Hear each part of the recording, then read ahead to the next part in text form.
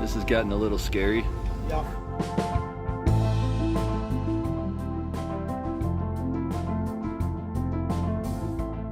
Hey everybody, it's Jamie. When I woke up in Toronto on Wednesday, it looked like I was living on a different planet. The sky was orange, the air was hazy, and smelled like a campfire. On social media, a video was circulating of a train stopped on the tracks in northern Ontario, surrounded by flames like it was frankly driving through hell. Okay, y'all need to hurry up here. Like, seriously, we're encased in flames now. Not far from that scene, wildfires caused mass destruction to homes and community infrastructure in Collins First Nation, and thousands of people have been evacuated from their communities in the region. As the planet heats up, wildfire seasons are getting worse, and even those of us living in cities safe from the flames are feeling the effects. Toronto briefly had the worst air quality in the entire world this week, which led to government warnings to limit time outside, canceled World Cup screenings, and shutdowns of public pools. And it's more than a nuisance. The Canadian Climate Institute estimates that wildfire smoke is associated with about 2,500 premature deaths per year across the country. So today, we're going to talk about what it means that wildfire smoke is becoming a more regular part of our lives and its place in the larger battle for clean air around the world. David Wallace-Wells is a climate journalist and author of The Uninhabitable Earth.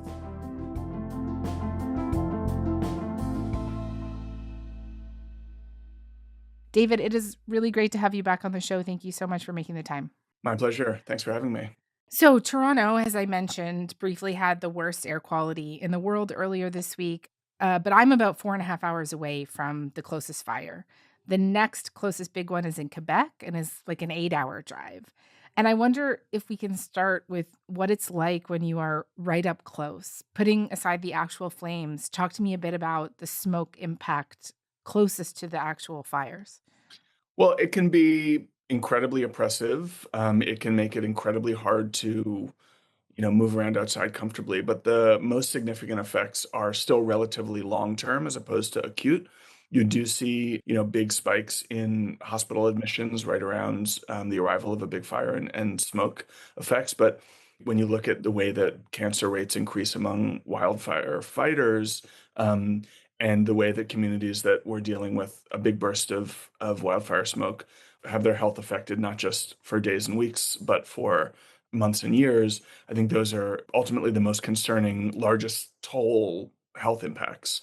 Mm-hmm. The immediate experience, I think, is typically dominated less by the smoke and the difficulty breathing and much more by the sheer terror of flames, like some of the scenes that you're describing, in which we are now seeing, unfortunately, more and more often. I'm an American. I think these days most often about the Los Angeles fires from last January. But these are events that are happening not just more and more frequently. They're not just burning more and more land, not just tearing up more and more landscape and turning it into smoke that we breathe, but also burning through relatively densely populated communities and producing some quite tragic, horrifying results.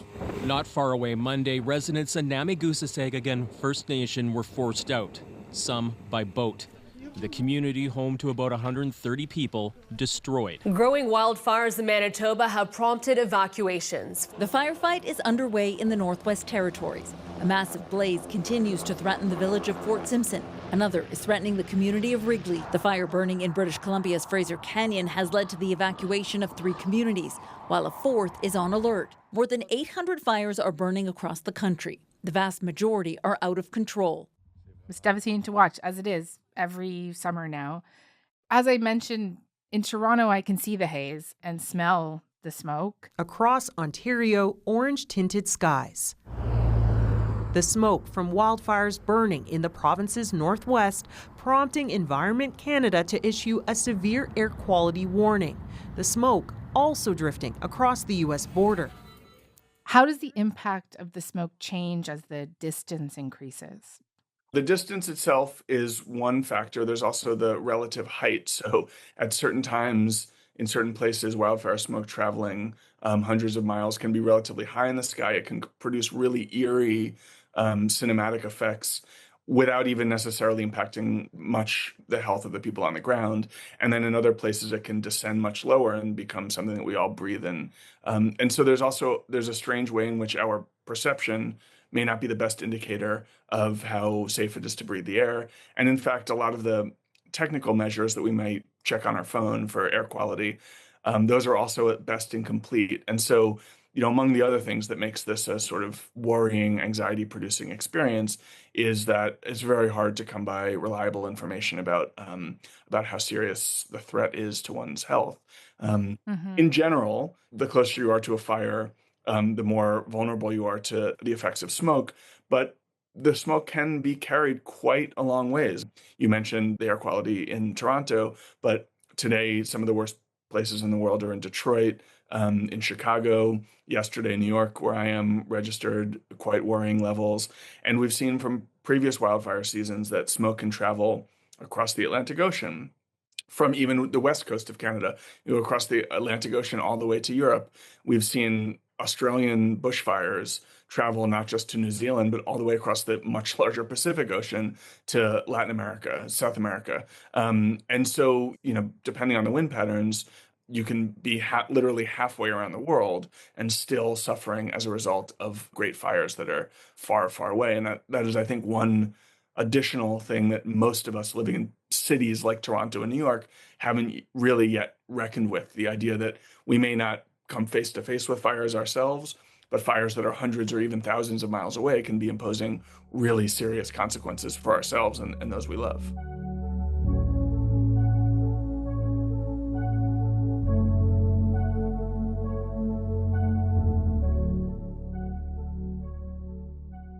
I know you said it's hard to kind of gauge how dangerous it could be, but just tell me more about what we know about how dangerous this wildfire smoke that spreads could potentially be. Is it more harmful than other pollution, less, for example? Well, a lot depends on what's actually burning. And one of the kind of confusions at the moment about the way we talk about these fires is that we group a lot of things together. So, a couple years ago in the 2023 fire season, I was up in Yellowknife looking at what had happened with the Northwest Territories there. That fire, it's basically all trees that are burning. There are some communities that suffered and were damaged as a result, but in terms of the mass of fuel that was being turned into smoke, it was almost entirely wood and tree. When you think about what happened in Los Angeles last January, something very different. Some people have called it the return of the urban firestorm. What we're seeing there is not a fire that's in the wildland breaching into some small community. It's a fire that really takes the community, the built environment, as the fuel, and as a result turns all of that built material into what we're breathing. So when we talk about what happened in the Palisades or in Altadena, we're not even really talking about brush fire or trees being burned and then being breathed. We're talking about breathing in the residue of bicycles and refrigerators and cars and insulation and vinyl siding. There is some wildlife in there, but there's also an enormous amount of quite corrosive, toxic stuff that we're breathing in. And so a lot depends on what actually goes into the fire to determine how unhealthy it is, coming out the other side. In general, it's believed that wildfire smoke on a sort of per dose basis is worse for you than most conventional air pollution. Pollution, I should say, at the global level is an incredible killer. We're talking about 5 to 10 million people a year dying from the exposure to air pollution. In certain parts of the world, you see across the Gangetic Plain in India, people having their life expectancy cut by 5 years or more from these effects. In places like Canada, the US, and Europe, we're on more of a recognizable downslope. We're exposed to less industrial air pollution than we were in a previous generation. But we're starting to see those gains, which we had kind of banked emotionally, come undone because of the effects of wildfire. And the effects on health are really quite notable. You mentioned one estimate of the Canadian death toll estimated in a couple thousands. The other estimates are considerably higher. In the US, some estimates suggest something like 20,000 people dying every year from the effects of wildfire. Some are higher than that. And then if you project into the decades ahead, sort of best-in-class gold standard science suggests that we will be seeing something like, in the US, 70,000 deaths a year in the second half of the century because of exposure to wildfire smoke. So it's a quite significant public health threat. Thankfully, in most cases, it's relatively time limited, which means we can take certain kinds of precautions, knowing that in a few days we can undo those. But in other parts of the country and in the world, the kinds of risks that used to impose themselves for just a few days are now imposing themselves for weeks or months, and that becomes considerably harder to shoulder that burden. Right, to stay indoors. Wear a mask. Yeah.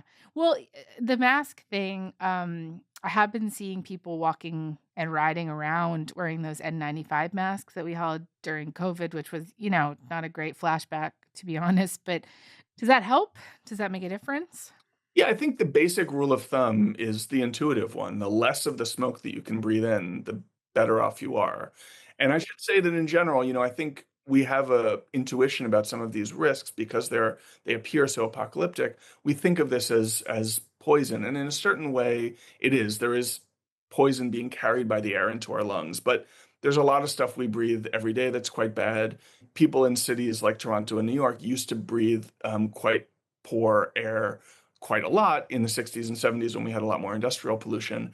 And so we shouldn't think of this risk as like when we walk outside, we take one gulp of air and we're going to have a dramatic health event as a result.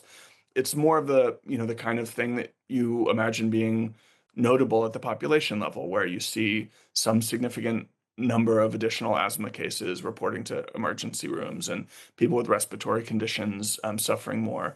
And those are real public health costs. I don't want to minimize them, but it is the kind of thing that happens at the population level much more than it seems to affect you acutely. And at the individual level, you should, I think, relate to the threat in the same way, which is to take precautions that limit the amount that's going into your lungs without straining to prevent every single ounce of smoke particle from getting in there, because a few breaths of air between your front door and your car or whatever are not going to be all that bad for most people. But that means that if, to the extent you can stay indoors, that's better. To the extent that you can use air purifiers inside, that's good as well. And to the extent that you can wear a mask, that's helpful.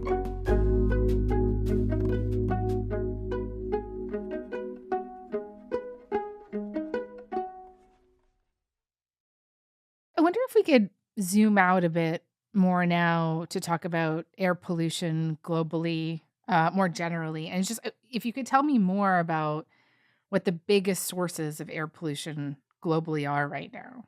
Is it energy? Is it farming? Yeah.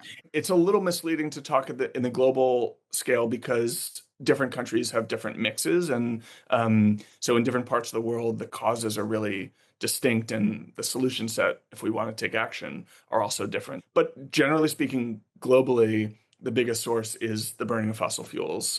The same thing that is cooking our planet is also torching our lungs. In the parts of the world where air pollution is worst, notably South Asia, and to some extent sub-Saharan Africa, parts of sub-Saharan Africa, the effects of agricultural burning and, in fact, biomass burning inside the home, which is to say cooking with unclean fuels, are really significant contributors to the mortality burden overall. But if we're taking stock of the global picture, it's sort of the same story as global warming. The same thing that's causing that is causing this. We're seeing this huge push right now for data centers. This Alberta county, less than an hour outside Edmonton, soon to be home to a massive AI data center. But in towns near the future site, residents have mixed feelings. I just don't know about the impact. A study from Cornell found that AI growth could put an additional 24 to 44 million metric tons of carbon dioxide into the atmosphere by 2030 in the U.S. alone, which is the equivalent of adding 5 to 10 million cars on the roads. And just put that into perspective for me, what could this data center push mean for air quality? Well, a huge amount depends on what we use to produce the power for those data centers. And that is still being determined and shaking out. If we were to devise ways to use clean power, it would have no effect. And to the extent that we're using natural gas, it will have a medium effect. And to the extent that we're using coal, it will have a significant effect. And so all of that is up in the air. And there are people working and trying to design policies to make sure that data centers are as clean as they can be, as opposed to as dirty as they can be. I would also say The numbers that you cited are striking when considered from a baseline of 0. But if we're talking about the equivalent of adding 5 million cars to the road, the US has hundreds of millions of cars on the road already. So the data center story is a significant one. It's producing a huge political backlash in the US. There are environmental concerns, but there are also political concerns. There are economic concerns, existential concerns. All of those are feeding into the backlash. And so it's a bit of a complicated picture. I would say that locally, if you have a data center, especially one that's like running on coal power, but maybe even if they've built a new natural gas facility to power them, you may be dealing with some significant additional air pollution in that area, and that may be one real reason to fight that project. But at the national level or the global level, I think the data center story is a secondary one, and we're still talking about in bulk, fossil fuel problems and this sort of more erratic but quite concerning spike in wildfire smoke and emissions.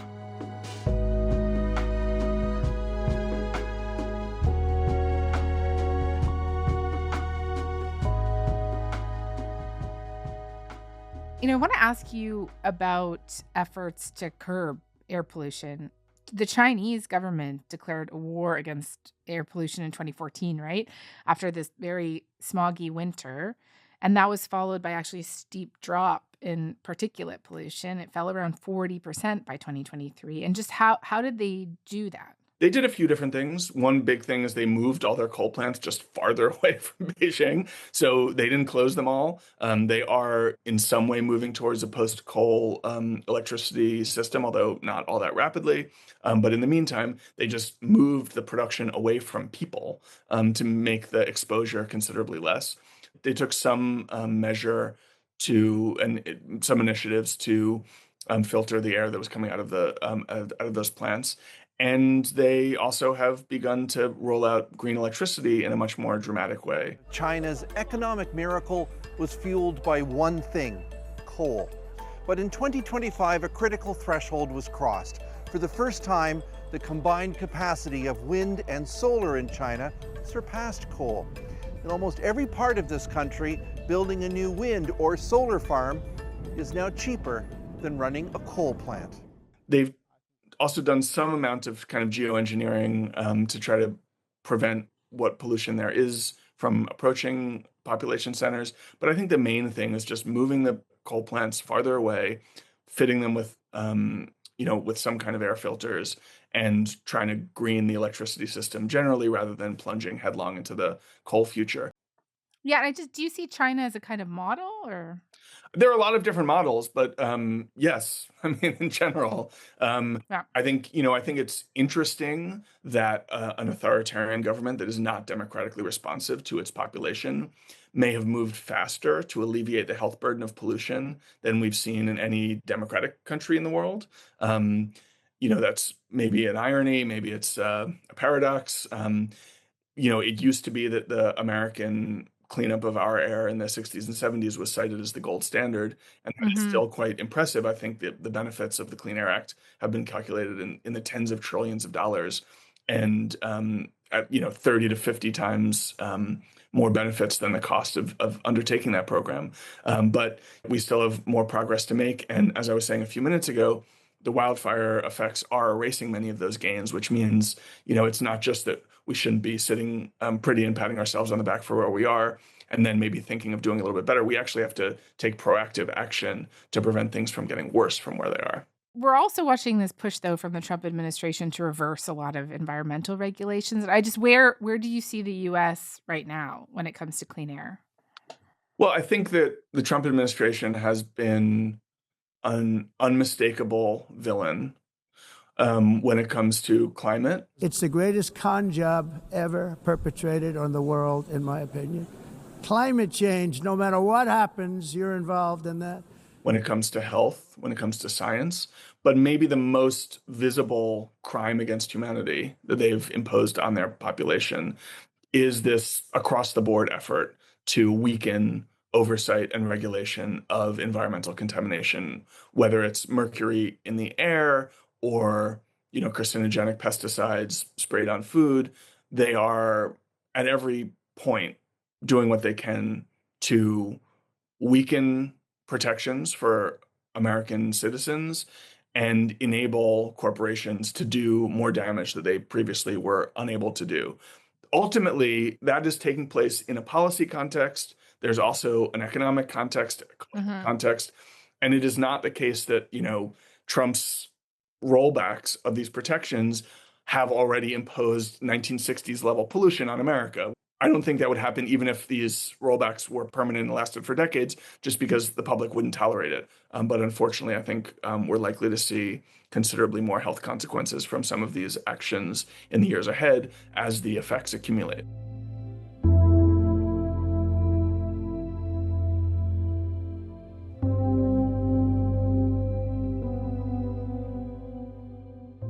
I want to come back squarely to this issue of wildfires. I mean, if you're trying to address just that issue alone, the fires and then the smoke that comes from them, what is the answer there? So I don't want to sound too fatalistic, but I've been on a bit of a journey myself on this question over the last few years, and the whole problem seems much harder than I thought it was just a few years ago. And what I mean by that is, you get smoke from fires when fires burn. So the main way that you can control the distribution of smoke, the production of smoke, is by taking control of this fire problem. And a few years ago, I was persuaded by a lot of fire scientists who said that, especially in the US, but to some degree in Canada as well, we had made this problem for ourselves by fighting fire so aggressively over many decades that there was now this huge buildup of fuel on the landscape, and that we could address that to some extent through smart logging practices, through some extent through prescribed burns, indigenous burning practices, and that would allow us to really limit the ultimate fire risk on the landscape. And that seemed persuasive to me. But what we've seen over the last few years has really given me pause. And by that, I mean, for instance, the 2023 fires in Canada burned mostly in areas that had never had any firefighting in them, in the remote boreal forest. This is not the result of human action, which means it's hard to understand how human action could limit it in the future. They are largely uninhabited areas, which means it is extremely hard to fight them, even if we wanted to. And again, we have these scientists telling us, in some cases, we don't want to fight those fires because we want the forests to regenerate through fire as they should naturally. In America, we've seen prescribed burning that actually got out of control. Fires that were set on days that we thought were safe, the fire actually escapes containment and turns into, some of the biggest, largest fires in state history. There's also been all of this political opposition. People don't like fires in their neighborhood, even if they're told that they're safe. And so the challenge of getting us up to the scale that we would need to of prescribed burning to bring the landscape back into a kind of an equilibrium, that seems really intimidatingly hard. Yeah. I mean, I guess the thing have been seeing online in the last couple of days is an anger about, a lack of commitment to climate goals, right? And I just wonder if you could address that, like that connection that people are making between climate action and what they're experiencing. Yeah, I mean, I think we're seeing it sort of across the board. There has been a notable decline in apparent climate concern. I think the surveys sort of tell a somewhat different story, but if you look at the headlines, you look at television news, climate change is just not the top shelf issue that it was just a few years ago. Few politicians are talking about it in existential terms like they were 4 or 5 years ago, including Mark Carney, who was a brave climate leader for a long period in his life and has made promotion of the extraction of fossil fuels one of the central projects of his time in office now. The goal remains the same, but as times have changed, we must change our plan to get there. We can't afford to restrain the growth of an important part of our energy mix, oil and gas, to meet a short-term goal. I want to be clear on this point. The changes we have made will mean that our emissions will be higher in the next few years than they were projected to be under the previous government's plan. But in my judgment, That plan was not sustainable over the long term. But that isn't exceptional or unusual. You're seeing that kind of backsliding among many leaders all around the world. The wildfire problem, like many climate impacts, is a complicated one to detail or describe in terms of climate action because, the United States, whatever it does, is probably going to have a much bigger impact on Canada's climate than Canada will. Certainly, Canada's climate action is going to be small compared to the effect of the entire rest of the world on Canada's climate. And that means that the levers are relatively weak for any individual country trying to take control of any individual impact. But that's one reason why we need to do all this together rather than thinking in narrowly nationalistic terms. I think it's one of the big costs of the political changes that we've seen around the world over the last 5 or 6 years, or maybe you could say 10 or 12 years, in which more people are thinking in individuated nationalistic terms, not thinking about the global community. And you see, I've seen in my social media over the last few days, a lot of Americans yelling at Canada. A group of Republican congressmen just wrote Mark Carney saying basically like, get your act together. Yeah. And that we saw that in 2023 too, when this happened. I mean, I think there's actually, the media is a little bit at fault where like people are so aggressively calling these Canadian wildfires. Dangerous smoke from Canadian wildfires. Dangerous smoke from Canadian wildfires. Dangerous smoke from raging Canadian wildfires. Canadian wildfire smoke invading the nation right now. Let's go out. I keep saying to my friends, like, there's a lot of fire in Minnesota, too, that's happening right now, not to mention fires all around the U.S. And it's a complete political evasion. It's irresponsible, and it's intellectually disingenuous.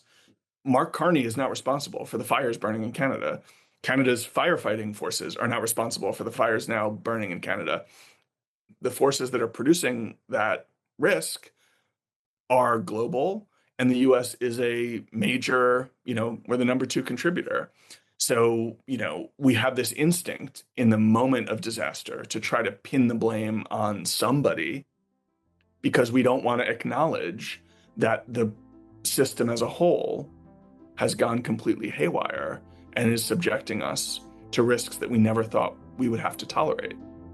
David, thank you so much for this. Really appreciate it. My pleasure. Thanks for your time, and talk to you guys soon.